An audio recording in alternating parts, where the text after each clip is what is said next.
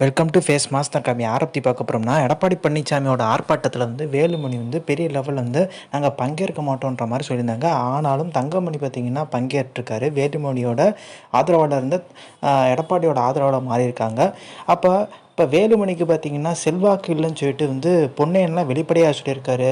அதே மாதிரி எடப்பாடி பழனிசாமி பார்த்திங்கன்னா பொதுச் செயலாளர் அவர் சொல்கிற பேச்சை பார்த்திங்கன்னா வேலுமணியும் அருமையண்ணன் நத்தம் விஸ்வநாதன்லாம் கேட்காதது கட்சியை பார்த்திங்கன்னா பலவீனப்படுத்துகிற மாதிரி இருக்குது அப்படின்ற மாதிரி பார்த்திங்கன்னா கேபி முனுசாமி சொல்லியிருக்காரு. இதெல்லாம் பார்க்கும்போது தான் எடப்பாடி பழனிசாமிக்கு மிகப்பெரிய லெவலில் இன்றைக்கி ஆர்ப்பாட்டம் பண்ணியிருக்காரு. அந்த ஆர்ப்பாட்டத்தில் கேள்வி கேட்குறாங்க.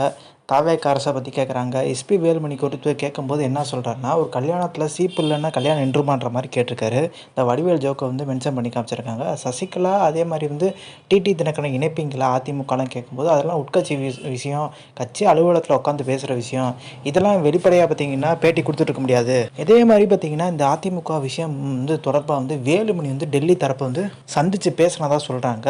எடப்பாடி பழனிசாமி உள்துறை அமைச்சரை சந்தித்து பேசினதாக சொல்கிறாங்க. அதாவது மத்திய அரசோட ஆதரவு பார்த்திங்கன்னா வேணும், பிஜேபியோட ஆதரவு வேணுன்ற மாதிரி.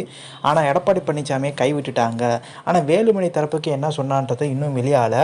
எடப்பாடி பழனிசாமியோட போக்கு பார்த்திங்கன்னா கட்சி நிர்வாகிகளில் ஒரு அதிருப்தி உருவாக்கியிருக்காங்க. கேட்டிங்கன்னா பொதுக்குழு உறுப்பினர்களை மாற்றினால அந்த ஒரு அதிருப்தி இருக்க தான் செய்யும். ஏன்னா இந்த அதிருப்தி பார்த்திங்கன்னா பொதுக்குழுவில் எதிரொலிக்குமா கேட்டிங்கன்னா எதிரொலிக்கிறதுக்கான வாய்ப்பு அதிகம். சசிகலா பார்த்திங்கன்னா உள்ளே வரணும்.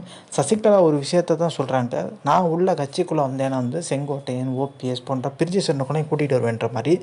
இது பார்த்திங்கன்னா கட்சியை பலப்படுத்துமா கேட்டிங்கன்னா கண்டிப்பாக பலப்படுத்தும். அந்த பலப்படுத்துறதுக்கான வேலைகளில் பார்த்திங்கன்னா ஈடுபடுவாங்க அப்படின்ற நம்பிக்கையில் பார்த்திங்கன்னா சசிகலா வரவேற்பை தொண்டர்கள் முடிவு பண்ணுறதுக்கான வாய்ப்பு இருக்குது. ஓபிஎஸ்க்கு ஒரு நாள் திமுக பதவி கொடுக்காம இருந்தாங்க. இன்றைக்கி சில மாற்றங்கள் கொடுத்து அவருக்கு ஒரு புது பதவி பார்த்திங்கன்னா வரப்போகுதுன்ற மாதிரி நியூஸ் போயிட்டுருக்கு. தங்கமணி போய் இணைஞ்சிருக்காரு எடப்பாடியோட. அப்போ பதவி கிடைக்குமான்னு கேட்டிங்கன்னா கிடைக்கிறதுக்கான வாய்ப்பு இருக்குது. ஒரு நபராக பார்த்திங்கன்னா வேலுமணி விட்டு போயிட்டுருக்காங்க. வேலுமணி இல்லைன்னா கொங்கு மண்டலம் சரிஞ்சிருமான்னு கேட்டிங்கன்னா கண்டிப்பாக சரிகிறதுக்கான வாய்ப்பு இருக்குது. கோவை பொறுத்தவரைக்கும் பார்த்திங்கன்னா அது அதிமுக கோட்டையிலேருந்து தாவேக மாறுறதுக்கான வாய்ப்பு இருக்குது. ஏன்னா எஸ்பி வேலுமணி தொண்டாமுட்டு தொகுதியில் அதிக செல்வாக்கோடு இருக்க நபர். அது மட்டும் கிடையாது, அவருக்கு செல்வாக்கு இல்லைன்னு சொல்லிட்டு பொன்னையெல்லாம் சொல்லியிருக்காரு. வேலுமணி பேட்டியெல்லாம் நீங்கள் பெருசாக எடுத்துக்க தேவையில்லை. அவர் செல்வாக்கு இல்லாத நபர்ன்ற மாதிரி பார்த்திங்கன்னா ஒரு அலட்சியமான பதில் சொல்லியிருக்காரு. பட் இது எதிரொலிக்குமா கேட்டிங்கன்னா சிவி சண்முகம் போன்றவங்க இருக்காங்க. சிவி சண்முகம் தாவேக்கால இணையறதுக்கான வாய்ப்பு இருக்குன்ற மாதிரி சொல்கிறாங்க. ஏன்னா எடப்பாடியோட பார்த்திங்கன்னா பயணம் பண்ணுறதுக்கான வாய்ப்பு குறைவு. ஸோ அதுக்கான ஒரு நேரம் விரைவில் வருன்ற மாதிரி சொல்கிறாங்க. அதே மாதிரி அப்சரா ரெட்டின்றவங்க அதிமுக சேர்ந்தவங்க. இப்போ அவங்களுமே பார்த்திங்கன்னா வெளியிருக்காங்க.